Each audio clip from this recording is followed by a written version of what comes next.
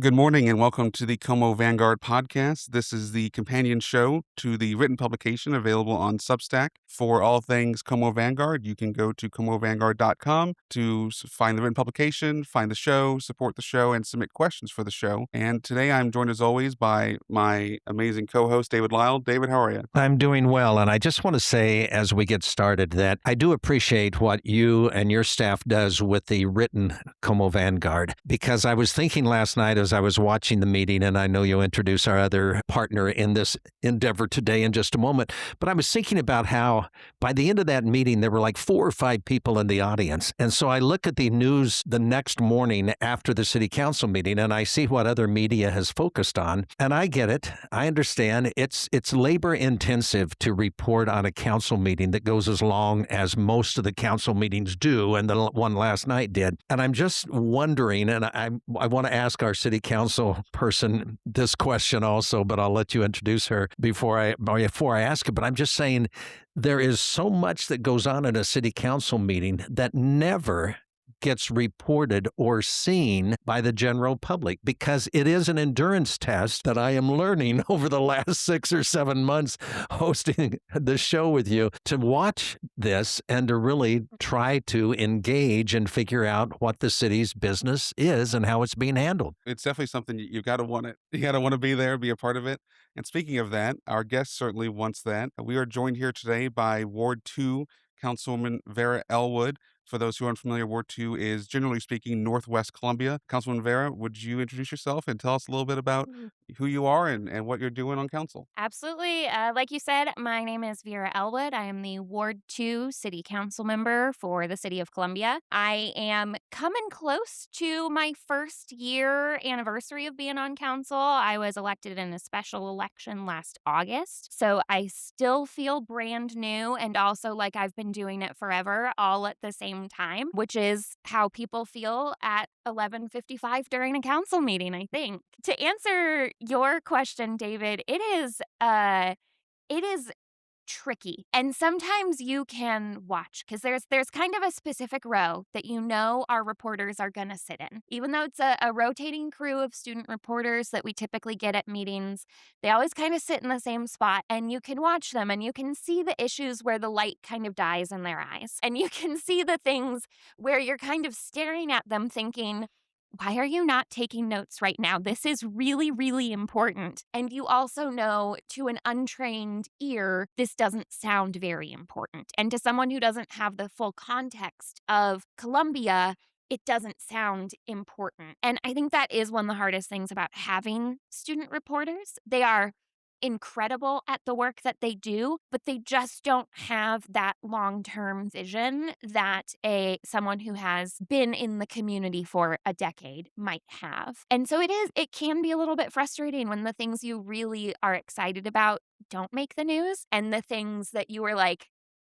oh yeah, that was on the agenda, wasn't it? Suddenly makes front page coverage. And so I know before we started recording, we were talking about the key takeaways. And I really appreciate that those have that longer term vision of the impact on Columbia in the Como Vanguard. Well, it's interesting because I just refreshed my memory. One of the news sources this morning was talking about, I think, the accessible dwelling units, which was an important matter last night. Absolutely. So they got that one. Another one is saying that the council approved $1.5 million for a Southside salt storage facility and a radio agreement with the county, which was not a key issue. Neither one of those was a key issue last night. Or discussed. And Consent agenda. yeah, exactly right. And a lot of times they'll pick things off the consent agenda. Then I'm thinking, okay, I got that. And another, I think leading up to the meeting, maybe one of the headlines had to do with the replacement of a bridge on the MKT trail, which I get. But again, that wasn't even part of the discussion and action, I don't think, last night. It was more in a capital improvement project conversation in a pre-council meeting. At a pre-council meeting, and we also didn't vote on it. Exactly. It was a briefing of a conversation that is coming to us in the future to vote on as part of the budget. So it is important. We need to know what people think about replacing those bridges on the MK. There's 2 bridges that we're looking at replacing in capital improvement, and at the same time, it can It can be tough. Now I used to work at the J school. So student reporters really have my heart. And every time I am interviewed by them, I always try to think like, okay, so if you're coming to the next council meeting, I'm going through my head and I'm thinking, make sure you are preparing your colleagues that this one's going to be really long, or maybe try to sign up for this one because I do think we'll be out by 9 o'clock. So I try to give them a heads up, but it is a tough job to be an undergraduate reporting on long term, Well, decade-long but the issues. way that the news is formatted now is tough because especially on news that would be on TV, and I know radio rarely sends anybody to a council meeting anymore, but just the format. I mean, it's not long term. There are talk radio stations which do give an opportunity for council people to go longer, but again, they have their limits and parameters also. So Nick, again, I'm basically complimenting you for doing what you do with Como Vanguard. And if I were telling somebody how to pay attention to a city council agenda or a meeting, I would say, you got to look at what the public hearings are. You got to look at old news. I mean, it's not Old business. old business, not old news, old business. And then you'd also look at new business, but then you have to stay to the report section Yes. oftentimes, although not always is that report section worth staying up for. But last night I thought it was. And then also comments at the end of the meeting. Yes. And that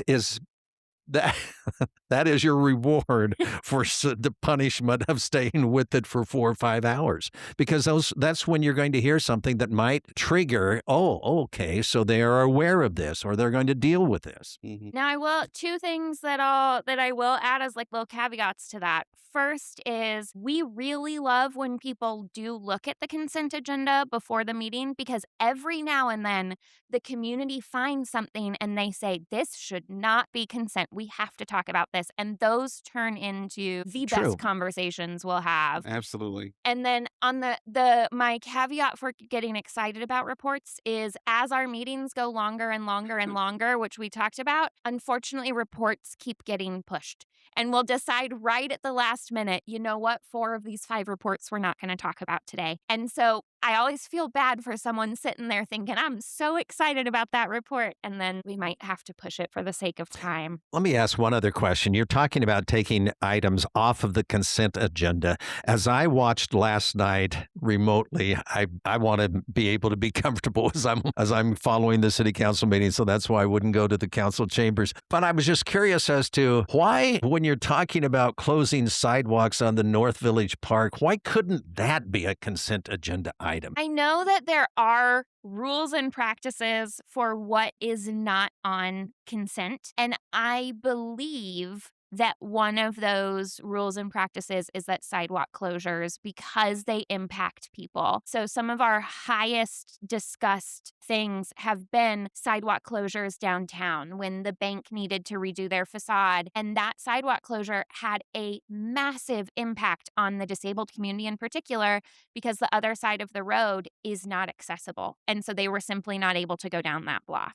And so I don't want to say this for certain, as I'm on a podcast, don't quote me on this, but I believe sidewalks we try not to put on consent because they just have a large public impact. Well, and to your point, specifically the ones when they're downtown, because it has such a Yes. disproportionate impact, not only on the disabled community who, relies on the sidewalks, but also on the businesses. And so there's things like inconvenience fees and other things that come into play. And if for nothing else, I do think, because I don't disagree with David, I think only in the last few years has that been the practice of those not automatically going on consent agenda. And I think that was because of how often people were caught off guard by it happening, or staff didn't have practices in place then that are in place now that would help address the ADA concern. So we had a recent change to our sidewalk closure policy that was brought forward by the Disabilities Commission. And I say recent, it was now years ago, but in city government, that is recent. And it It changed the convenience fees, it changed the type of barriers, the type of notice, all of that. And I believe that part of that included part of the public notice. It can be helpful to talk about it at a meeting. I remember that, and that what you both have said makes sense, except we're talking about the North Village Park. No. I understand there are some businesses up the street,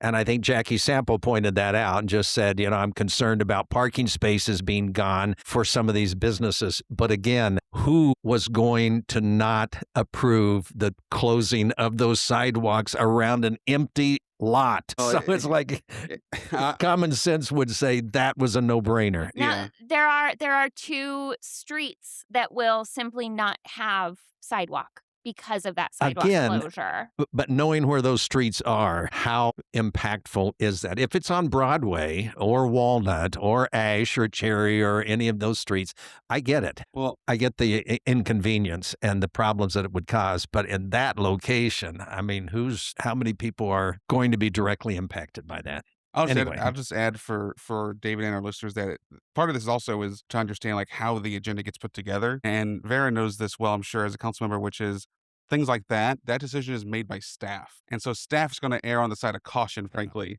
You're Because right. what Good staff point. hates Good point. is to put something on the consent agenda thinking, right or wrong, that it should be a consent agenda item, and then it kind of, get egg on their face, right? It gets pulled off, it ends up being a big thing.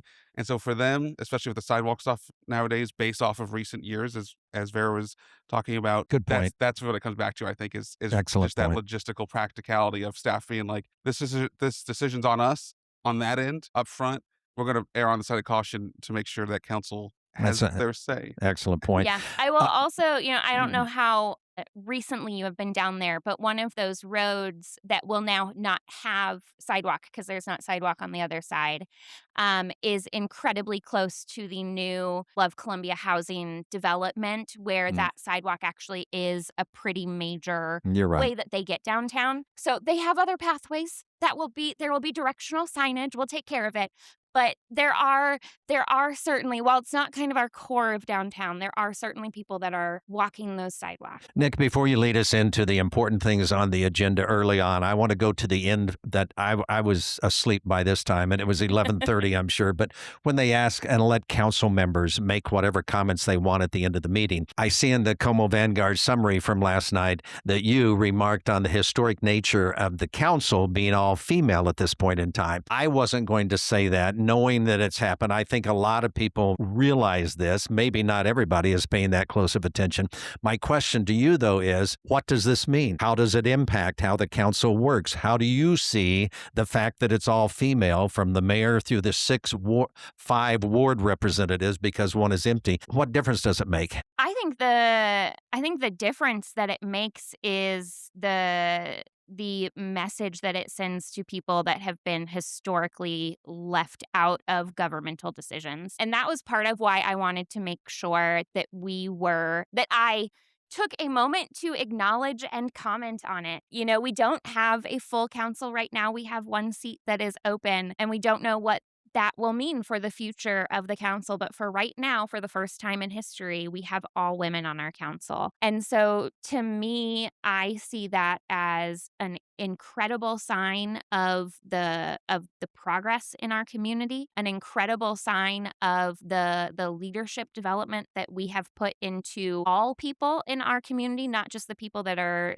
typically represented in leadership. And I hope that we continue to see all sorts of diverse representation on council. What is more impactful, the fact that it is all female or the fact that a good percentage of it is so inexperienced? I think those are 2 very different questions, and I think that they are both deeply impactful to everything that we do. I think the fact that we are all women right now is impactful in the message that it sends our community, the message that it sends young girls, the message that it sends other underrepresented people in our community, that there can be a space for them in leadership, that they can be heard and seen and represented in leadership. When you talk about us being a very new council, that is something that is on the top of my mind constantly. And I think a something that we all need to be aware of and taking into consideration. I just got to attend the Missouri Municipal League puts on a newly elected officials training every year. And I was able to attend this year along with Christina Hartman. And I was talking to a lot of the other newly elected officials there. And while we are not the newest council in Missouri, if you've been following municipal politics in Missouri, there are councils that have had full turnover in the last year. We are one of the newer councils. And that lack of institutional knowledge is concerning. I think any council member will tell you that every year they are learning things they did not know the year previous, no matter how long they have been on council. And so having people that are still learning, I think, means that we need to have a very strong reliance on staff. It means that we need to have good trust and communication with people who have been here longer than us. And it means that we need to be open to knowing what things we don't know. It's interesting to me because people will say that they look at a board like a city council and say, I don't see people that look like me on it. Black people may say that. Females may have said that in the past. Males could say it now looking at that. I will just say this and then I'm done. I am north of age 70. So when I look at the council, I don't see many people on the council that look like me. Not a man, not a woman, but an older person. And I don't believe I'm saying this, but it does, I think, make a difference when you don't see. I mean, Betsy Peters, I don't know how old she is, but she has gray hair like I do. And she's the only person on that going to, after a couple of months, 7-member council that would look like me. And I think it does make a difference. I just think it does from the perspective of those who are looking. So your point is a good one, saying now young girls and others can see, wow, look at the possibilities that exist here. So it does make a difference. And if I were a member of a minority community, I would be able to look at that board and say, there's nobody here that looks like me on that board. But I think age also sometimes plays a factor, and that's a category also. I think, and you are absolutely right, because while I celebrate the fact that we had a historic night on council last night, I also mourn the fact that there are a lot of identities here in Columbia that are not represented. We are an all-female council. We are also an all-white council, and that does not represent our community. And that is something that I truly hope to see change in the future. And there are lots of identities and representations that we need to be hearing from. It is also incredibly difficult to get every single identity and representation on a 7-person council. While everyone holds multiple identities, 7 people, it's hard to represent the whole community. And that is where I think other opportunity, making sure that we are reaching out and listening to those communities, making sure they're represented on our other boards and commissions is incredibly important. Well, the only thing I'll add there is from a context perspective, perhaps is the right way to describe it. When folks look at council in terms of like the makeup of it, whether that is, race, gender, age, politics, whatever it might be, I always like to remind folks, remember that these individuals on council, it comes down to the individual elections. Mm. Right? They're not all elected at the same time. Mm. Right now you have 6 women on council. All 6 women were not elected at the same time. Yes. Right? And so it's the individual race. If we look at the one that's up right now with Ward 4 being vacant due to Nick Foster resigning and moving, there are 3 candidates in that race, and that's set. Right? That will be what the people of that ward have to choose from. And again, just put that thought out there that each of these represents an individual circumstances that got them there. It's unique across the board. Yeah. Yeah. Absolutely. And the last thing I will throw out here, just as we talk about the context piece, I would be bereft if I did not mention that our first female council member, Marianne McCollum, not only is she an incredibly historic part of her history, she later became mayor, but she is still alive and very active in the community. This is not a long gone past. We have had women on council forever. She came onto council in the 80s, I believe. I know she became mayor in 89. That is incredibly recent history. So to go from the first woman being elected to council and the stories she can tell about the things that she was told while on council, to an entirely female council, I think that is truly worth noting. Absolutely. A lot of progress in the last 20, 30, 40 years, certainly. Well, with that, let's pivot into last night's council meeting. We had a number of subjects on hand, everything from zoning policy and oversight of police technology to things like stormwater and sewer management and all these lovely municipal things. But I thought we'd start with the one thing that was denied last night, which was a short-term rental permit for a home on Valley View Road, wherever that is. And My wife and I looked it up twice last night during the conversation. I don't know, somewhere in town. But that vote failed. And for folks who let me back up real quick just to make sure our listeners are informed.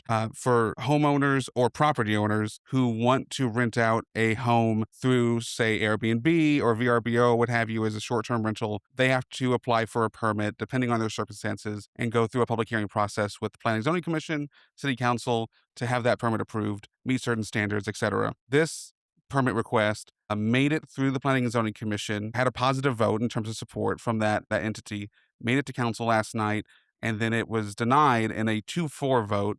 4 council members voting against it, 2 for it. Actually, our guest here today, Vera, was one of the 2 alongside Councilwoman Valerie Carroll out of Ward 1 to vote in support of it on the stance of reasonably so that while there perhaps were concerns and certainly neighborhood opposition was robust last night, that on the merits of the standards that the council has put in place for permit applicants to meet, that this technically met those standards. And I think my interpretation that is why you and Valerie Carroll voted to approve it. Is that accurate? Yeah, so I think that is pretty accurate. And I do want to clarify one of the standards that we have and are able to consider that I know many of my colleagues on council were considering is that we are able to take the neighbors' opinions into account. And so it was a difficult conversation because it is not common that we have 100% of the neighbors in opposition. I won't say it's the first time we have had that. And this is also a unique situation where they have a pretty small area of just 2 streets. And so getting 100% was a little bit easier, which as an aside, Valley View, beautiful part of Columbia. It's in Ward 6. We'll be talking about that part of Columbia at the next meeting as well, I believe, with another STR that's nearby. But for me, the concerns that were brought up were about the nature of safety on a cul-de-sac and the potential of more cars coming down it. The fact that there are not sidewalks in the neighborhoods, and so sometimes the kids are walking kind of like in the street along the curb, and the concern about the hill at the entrance to the neighborhood. For me, those are things that a short-term rental does not make better or worse. Those are failures of infrastructure. I am the biggest sidewalk advocate. I would love to put a sidewalk in their neighborhood today if I had a magic wand and they were all okay with easements. I don't see a short-term rental negatively affecting those things. We have a lot of studies that while it might be a different car than you are used to seeing, a short-term rental is not actually going to mean additional car trips on your road. It is not going to mean an influx of traffic because there's still going to be the same number of people in that house. The people are going to change day to day. And so for me, the concerns that were brought up do not differ whether you have a short-term rental, a long-term rental, a permanent resident. And so I did vote in favor of having it. Yeah. Just a quick thing on the sidewalks. As I saw or watched your comment last night, if there had been sidewalks, the neighbors would still be in opposition to this. I mean, my opinion is, you can put sidewalks there. Would it have changed the mind of the neighbors? I don't think so. It's hard to say. I'm not gonna read the minds of how people would react to a hypothetical. That being said, I think that we, and I believe Valerie commented on this last night, that we see the same comments about every short-term rental. And one of the comments that we hear every single time is, we are not against short-term rentals. We just don't want them in our neighborhood. But wasn't it she that made the comment also about looking at the past conversations and approvals or not approving short-term rentals, that it was connected with how organized neighborhoods were in voicing their opposition. And I thought that was an interesting comment that brings up, which I thought, well, it's kind of common sense, though. If you have neighbors that get together and speak out against one, then that may determine how the council votes. But if you have neighborhoods that don't get together and organize, that doesn't mean that. I just thought it's common sense. Yes, neighbors get together if it's a good neighborhood and say we want to protect a certain identity of our neighborhood. But if another neighborhood doesn't have that strong of a feeling of neighborliness, then so be it. I think what she was looking at specifically was not just the neighbor, like whether neighbors do or don't voice opposition or like whether they're organized. It was owner occupied versus renter occupied. Which is a socioeconomic thing, which Precisely. again is saying that, look, neighbors, if you want to prevent these kinds of things happening, whether you're renting or owning, or whether you make a lot of money or a little bit of money, your voice matters. And if you don't exercise your voice, that's just the reality of the situation. I know she voiced wanting to look into that particular aspect of how actually are we evaluating the neighbors' feelings, because that is part of our ordinance. And then I brought up that I'd like to look into how are we evaluating sidewalks, because sidewalks come up in almost every single STR conversation that makes it off of consent for us, and I'm not certain that we are enforcing that in a equal way on different nights. And so I'd just be very curious to look at how are we actually applying these standards and what can we do both to make it so that our applicants have a reasonable understanding of how we're going to vote, and also to make it so that we our votes are a little bit easier if our standards are a little bit clearer. I think the sidewalks is a good example of something where I don't think it has anything to do with the subject that's actually being discussed. Sidewalks come up in every neighborhood anytime anything happens. So, speed control improvements are being made. Sewers improvements are being made. They're resurfacing the streets. Apartment is going up. Apartments going in. Any type of development, any improvement, any change. If there's not sidewalks on that street, people are going to show up and be like, "Why aren't sidewalks being a part of this?" Right? And I get that. If I didn't have sidewalks in my neighborhood, I would be saying the same thing. But it has nothing to do with the subject at hand. And so that one, I don't know. It cracks me up because I'm like, that has nothing to do with this, because if somebody was applying for a traditional long-term rental permit, sidewalks don't come to the equation. So why should they come into the equation for a short-term rental?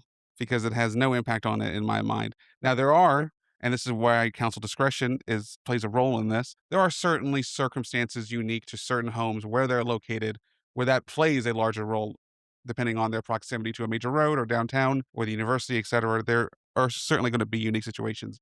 I thought that was a tough decision last night, though, on that short-term rental, because I thought watching the public comments on that, those who live in the neighborhood made strong points. But those who own the house also made strong points of saying, we are going to be very cautious about who we do short-term rentals with. And we have a person living right next door who is also going to be responsible and accessible. So I thought that was really, really tough. It was a real hard one. And I can't think of a short-term rental application where we have had the designated agent literally live next door. And that to me was absolutely a selling point. I also can understand the desire of we want to move here full-time, but in the meantime, we're going to be here regularly and we would like to not be in a hotel room. And so it was.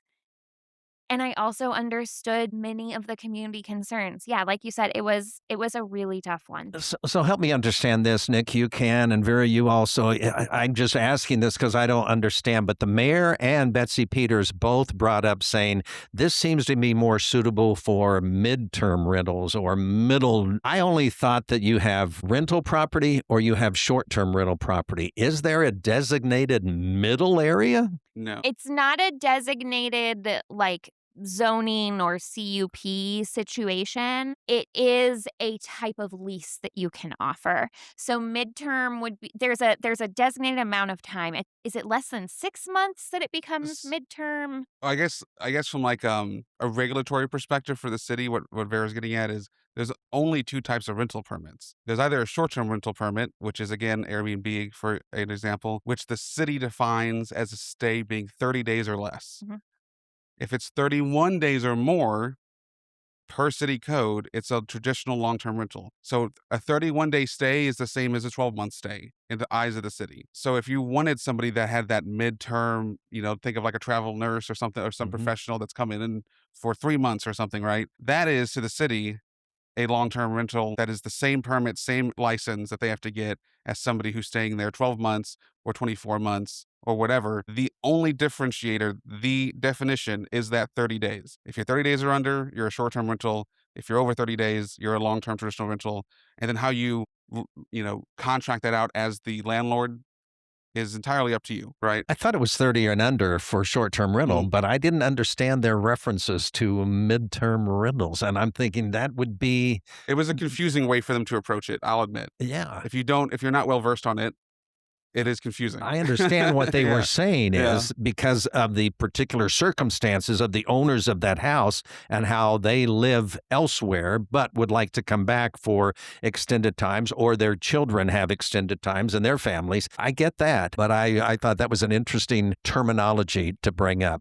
I think they brought it up. I don't know if the exact words were used, but I believe during the planning and zoning meeting, the owners had talked about wanting to rent it out to people like travel nurses, to people like visiting professors who would be there for longer term, more professional, rather than the one weekend But not what parties. you would think of as a year-long lease. Correct. Even though the city considers it the same thing. Yes. Right? Yep. Yes. So keeping with the housing, the spirit of housing, ADUs. ADUs, accessory dwelling units, or mother-in-law suites, or whatever you want to call them. The city last night, City Council approved unanimously some, I think, really significant changes to zoning requirements and permit requirements around being able to construct an accessory dwelling unit. Those changes included, I need to find my notes on this. Well, number one, the biggest one, in my opinion, is that anyone in an R1 single family zoning district, which is a huge number of properties in the city of Columbia, as one would imagine, now has the right to pursue an accessory dwelling unit, assuming they meet other standards. Whereas before, if somebody wanted to build one in their backyard, they would have to go through a whole long, costly process in terms of a public hearing, go and planning and zoning, all these things. The biggest difference being now they have that by right. They don't have to go through that. I know you were passionate about this last night, excited to see it. Of course, one of the unanimous votes in favor of it. What were your thoughts on it? Why do you think this is impactful, as well as the one thing that everybody seemed to be not happy with, which was increasing the minimum lot size from 3,000 square feet to 5,000 square feet? If you could speak to those, I'd love to hear your thoughts. Yeah. So the first thing you said about the CUP process being costly for R1 ADUs is exactly one of the points that I was really thrilled for us to fix.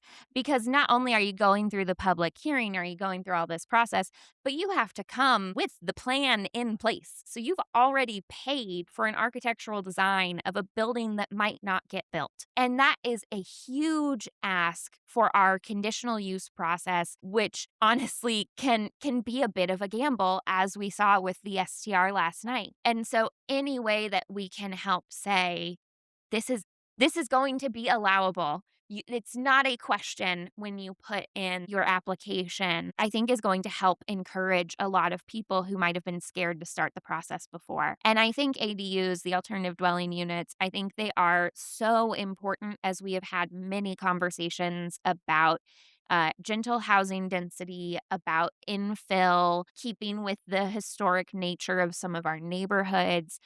As we have had conversations about the changing nature of family and the need to have a place for adult children, for aging parents, as we have had conversations about economic inequality and the ability to have a rental unit on your own property, whatever that looks like for them. I think ADUs are going to have the opportunity to solve so much of that. And so I was really excited to see that become a by right in R1. The question of the 3,000 lot size versus the 5,000 lot size. I was really happy with the conversation we had last night. I think you said something along the lines of like, no one was happy with 5,000. I don't know if that was my read on the conversation. I think there was definitely some uncertainty. As we saw in the P&Z vote, it was 4-4 on their commission for that specific issue. And I don't know what the vote would be on council, but I am excited that we said, okay, tonight we are going to vote to make this change happen at 5,000, and we expect a future conversation about what it would look like for the 3,000 to 5,000 range and what we can potentially offer there. I think I talked about making that a conditional use process. There was talk about going to the, oh my gosh, BOA stands for Board of Adjustment. Adjustment. Thank you. I wanted to say Board of Alterations there. Um, Conversation about going to Board of Adjustment, conversation about making its own set of rules. But I think overall, just saying, we are really happy with what you have brought to us tonight. Don't let this be the end. And so I'm really excited to see where it goes in the future so we can potentially open the avenue to other people.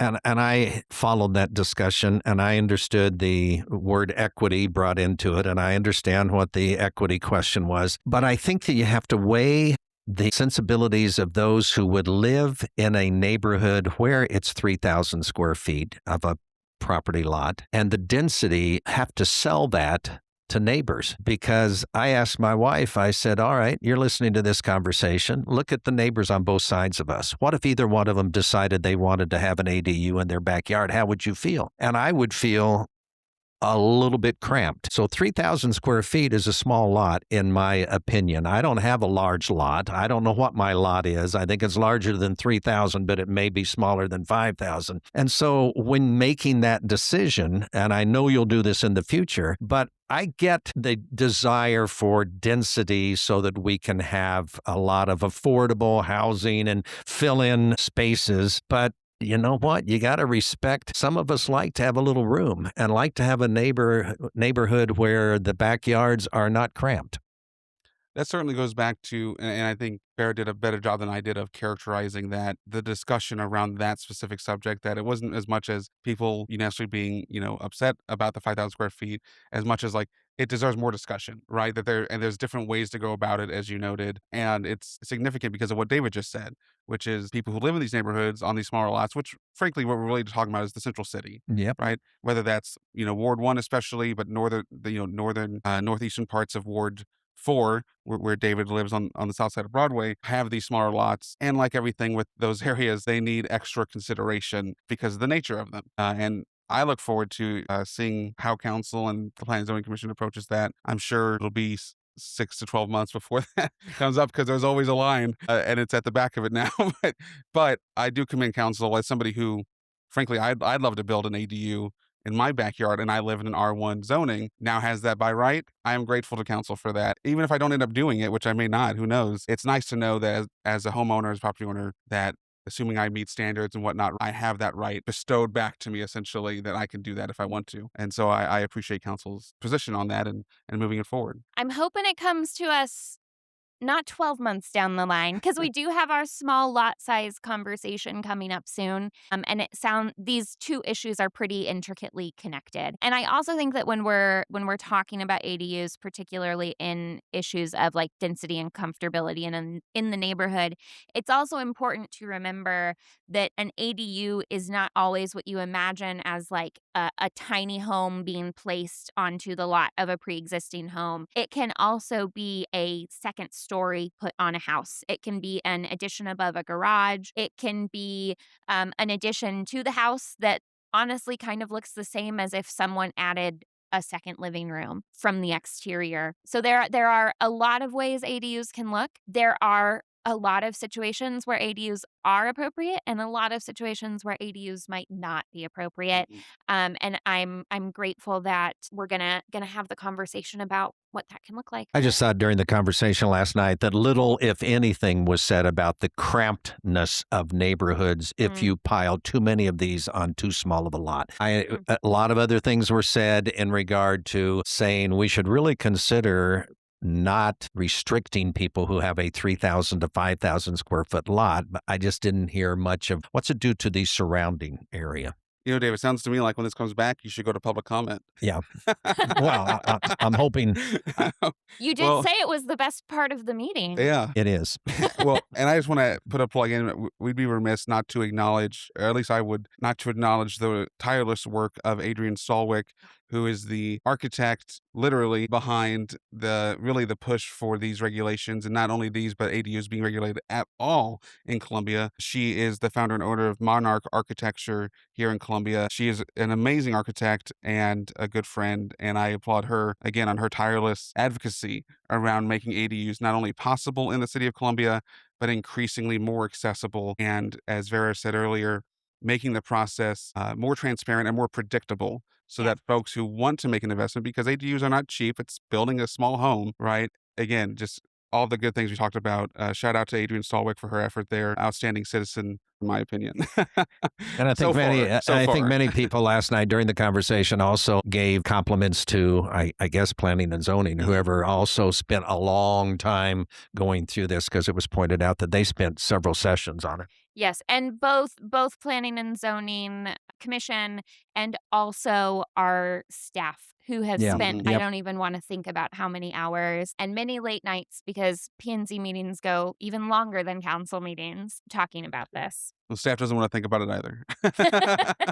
So what All do we the do? hours. We jump to reports now? I mean, because that was the last one before. I say we jump to reports. There's two subjects there I would like us to talk about. One is the surveillance report from the city, and the other one, very different subject, is the Vidwest Studios funding. I feel compelled to have us talk about it just because of how present they have been at council meetings over the last year. And so we can start with perhaps we'll do surveillance first. That's the heavier subject, and then we can end with the lighter one. But last night, for our listeners, the city, specifically the police department, produced its first annual report on what was exactly its title, Vera? The annual report on surveillance technology. I didn't get the words in the right order, but those are the correct Yes. words. That is it. And this is something that is now in place because of all the technology the city has adopted for the police department, specifically a result of its investment in flock safety and its license plate readers and its camera system and all those things. It's body cameras, cameras on the cars, cameras everywhere,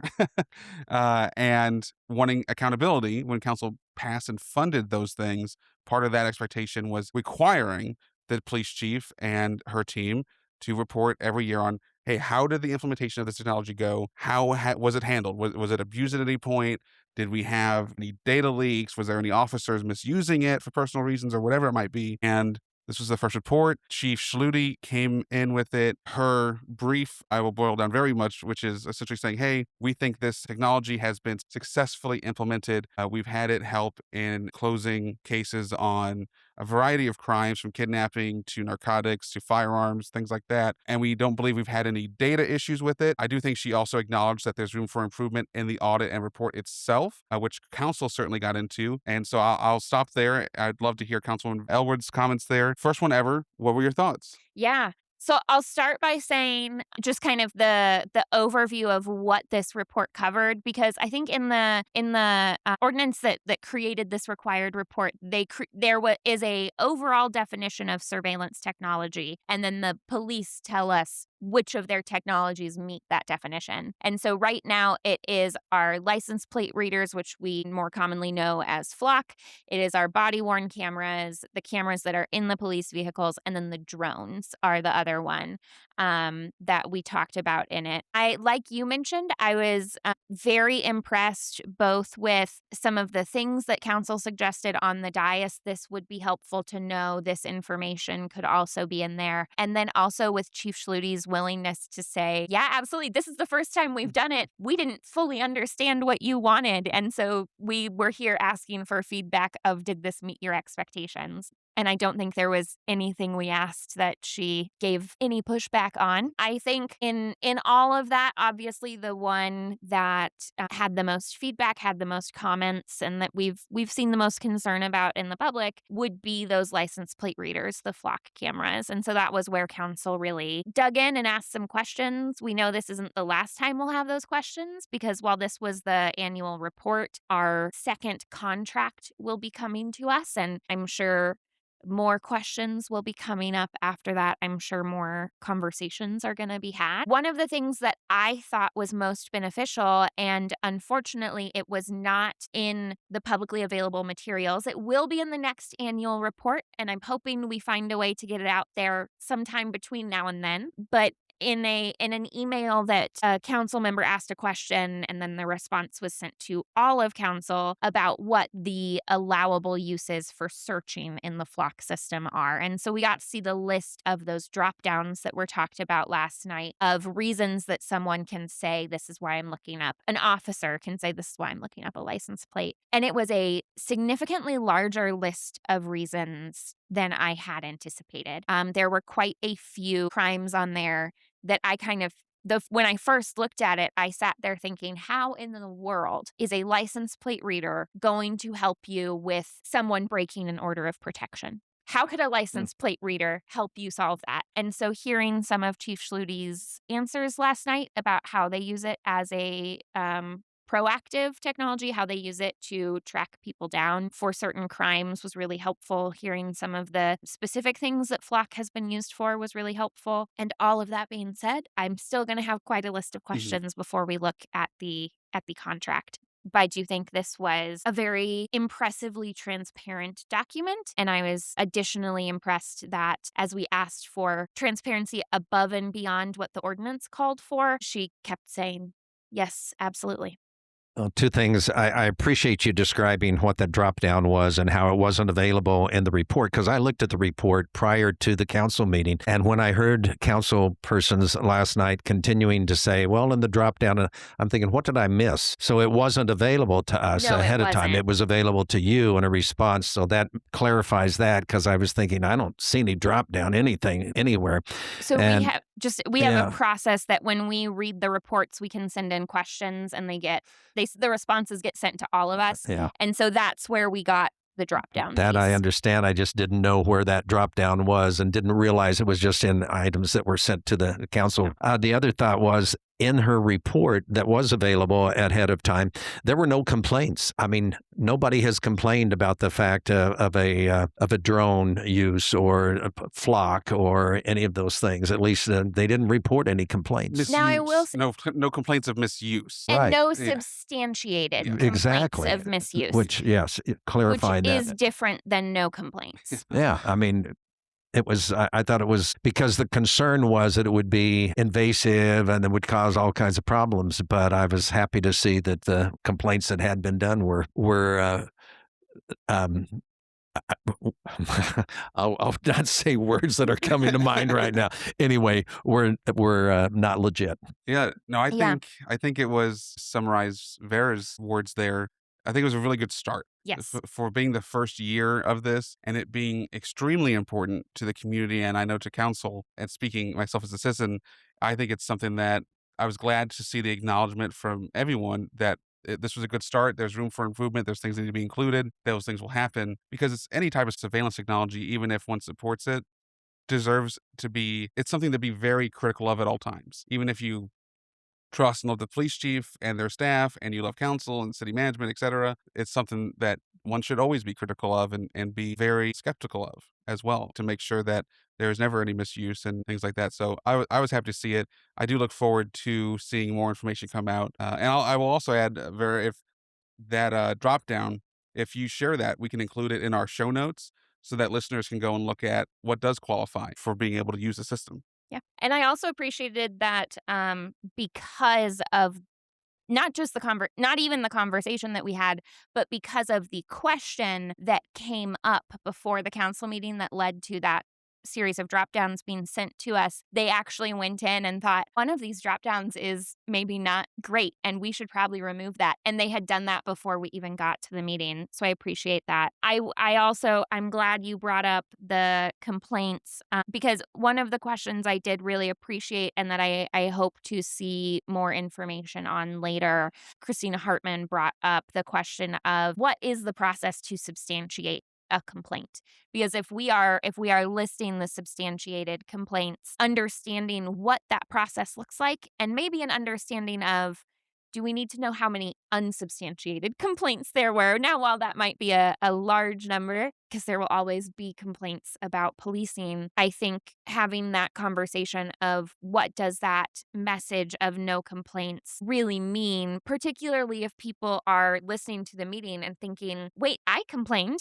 I'm complaining on Facebook every day. What do you mean there have been no complaints? And so I think understanding that process is going to be really helpful moving forward. On the one, I understand substantiated complaints, which you have specified, but underneath the report on body-worn camera usage, it does say did not receive any complaints. Yes. Period. Yep. I was talking more specifically about the license plate readers. Right. But I mean, it was varies. And then the other one very was impressed by that body-worn camera one. right.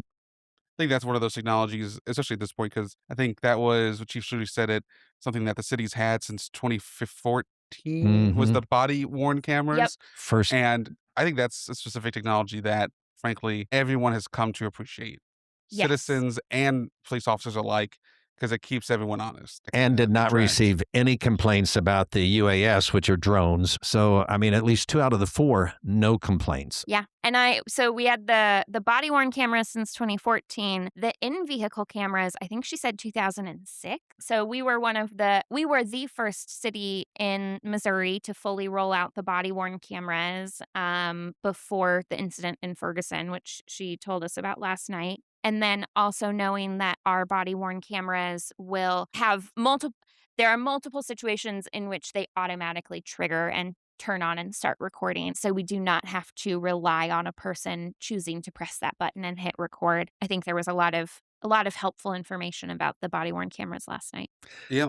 So if we go to the last report that you wanted to hit, and I know we're running short Yeah, on well, hard time. pivot. How much is $35,000 in the larger scheme of budgeting for the city of Columbia? Well, it's not in the scheme of the budget of the city of Columbia, it's insignificant. In the scheme of the budgets within the budget, it is notable. And so I feel like let's back up to what we're talking about real quick and not jump straight into that. So last night there was a report that really was a response, and I believe this specific report came at the request of Mayor Buffalo about what has happened, what is the history with the funding that to date has been going to Vidwest Studios and essentially community TV, right? That is something, it's $35,000. It's an annual contract, is what we learned last night, that is set to expire August of this year. So just here in a couple months. Vidwest Studios has been campaigning at every council meeting through their representatives and their fans to keep that funding going because they were notified that that contract would likely not be renewed. And Vidwest Studios has shared that $35,000 would be seemingly detrimental to their operations if they were to lose that. And so finally a report came to council to say, hey, here's the history on that. Here's the status of it.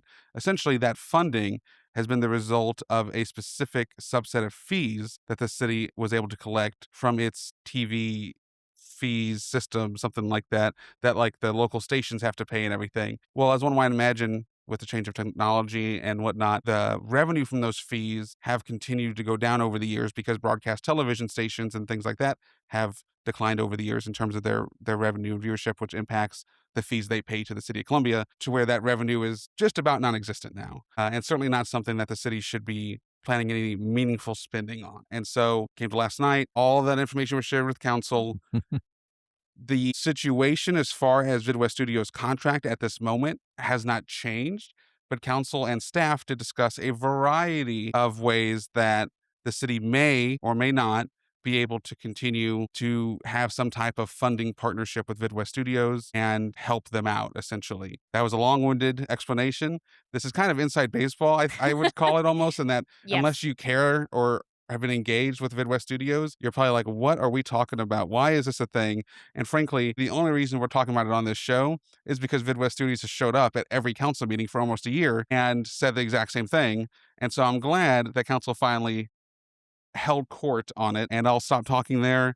Vera, what are your thoughts? Yeah, and I will add to the somewhat long-winded explanation with another additional explanation, which is it was not actually like an ongoing annual contract. When they were originally awarded the $35,000 per year, it was for a maximum term of 3 years, and that term ended last August, in August of 2025. And the city made an amendment for 1 additional year that would come come to an end in this August 2026. So since 2022, there has been an ending date of 2025. In 2025, we gave that notice that they would be extended for another year, but that it was, once again, there was an ending date in August. And so even in the longer look at things, in the longer scheme of things, this has not been intended to be a permanent every single year source of funding. And I appreciate you bringing up the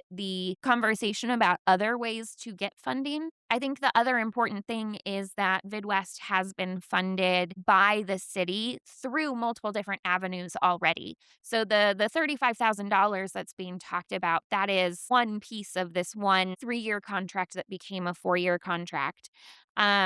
They have also received grants through the Office of Cultural Affairs. They've been able to have like specific projects. When they talk about the programming, that is something that has been supported through the grant process. In particular, the workshops that I love hearing during those public comments from people who really value the workshops that VidWest offers. Those workshops have historically been funded by that grant process. And so there is nothing saying that those grants will not.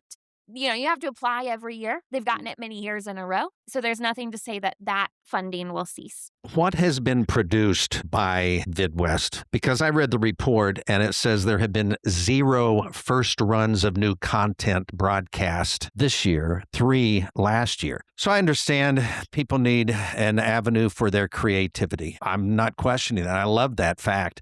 So if I join VidWest and I make a video or I go out and do something, what becomes of that? Is this just mine and maybe my immediate family enjoys this and then that's it? I mean, I don't understand. I also read in the report that maybe the city could do a combined venture with VidWest and have VidWest then provide some of the communication on behalf of the city. I thought that was an interesting idea of giving a reason to continue VidWest. But what's happening with the programming?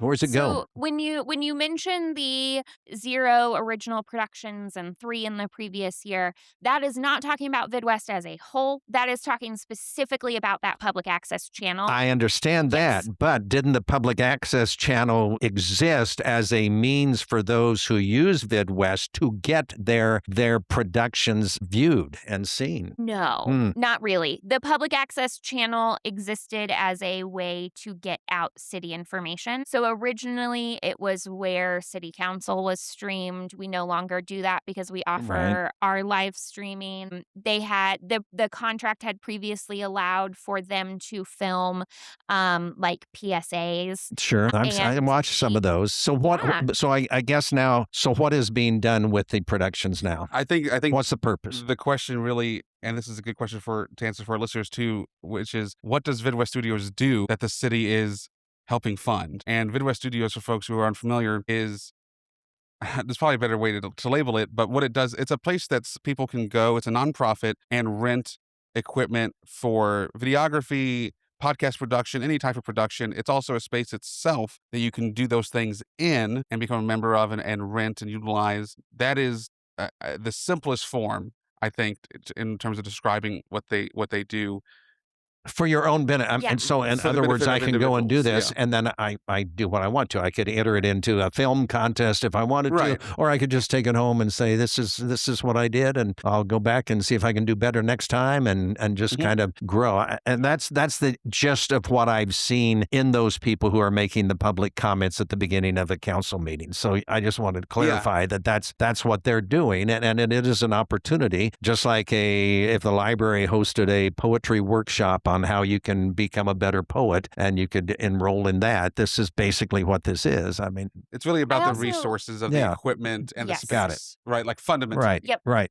I also think it is important to remember that this funding was never meant to be a check that keeps a community organization open. Mhm. It was a contract for services. And as you mentioned in that the original production's not happening, and as Matt in his own public comment mentioned about VidWest, some of those services are no longer realistic, are no longer being provided. And so when the service is not being provided, the contract does not need to continue. And the city is very open to talking about what future services could look like as we open that communications department, as we talk about wanting to borrow some of their video production technology so we don't have to purchase our own. We are very open to future contracts for services, but we cannot simply give a blank check because we care about a specific organization. Thank you. Even if we do. That is the best description of where we are and what needs to be considered. So yeah. I think, that's perfect because it essentially is.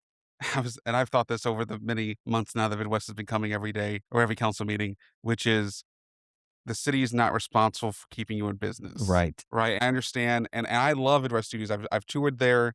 I know Matt. They do great work. I think it's an amazing resource for our community. But like every nonprofit, you need to diversify your revenue.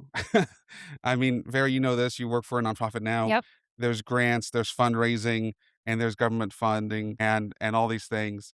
And as Matt himself said last night, right, that money for them is representative of their administrative costs, seemingly. And he was saying how that is hard to get a grant for. And he's right. No grant He's wants. so right. He's yes. absolutely right. No grant wants to fund staff and overhead or rent for your building. That's called fundraising. You got to get out there, man. I love you guys, but it's a tough love thing where I don't think the city should be on the hook for subsidizing your existence. And I don't mean that in a critical way. It's just like for their own good. They need to be able to sustain themselves through fundraising and other grants and business opportunities. Because just because they're a nonprofit doesn't mean they can't make money. See, that's a good point. So you're making a good point. You made a good point, Councilwoman, about how the city's contract was for things to be in return for the contract, and that's not happening now. So, Right. I mean, it seems like that's pretty what you both said. Put it together. Seems like it's there's your answer. There's the situation. Yes. Again, nothing but love and best of luck to Midwest Studios. But I know, speaking solely for myself as an individual citizen, that I would be critical of any special funding for them going forward, as I would be any nonprofit in that situation. With that, we'll close out the show here. This has been the Como Vanguard podcast. As Not always, funded by anything, any contract with the city. Yeah, could we get somebody? That'd be great, wouldn't it, David? Yeah. I'm just a volunteer. Yeah, you and me both. We are joined here by Ward 2 Councilwoman Vera Elwood. Thank you so much for joining us. And I always say this to our council members who join us. Thank you for serving our city. Yep. It's not an easy job. It kind of sucks a lot of the time with some really huge highlights in between. You don't get paid for it, really. And so God bless you for being willing to do it, and to you and your family because I know that they have to serve with you, essentially, especially since you said your husband watches all the council meetings. I don't know why he's doing that to himself. I don't either most nights. So good for him, I suppose. But to our listeners, again, Como Vanguard podcast, go to comovanguard.com, find the written publication, submit questions for the show, tell us what you think, what you don't like about what we said, and we will see you next time.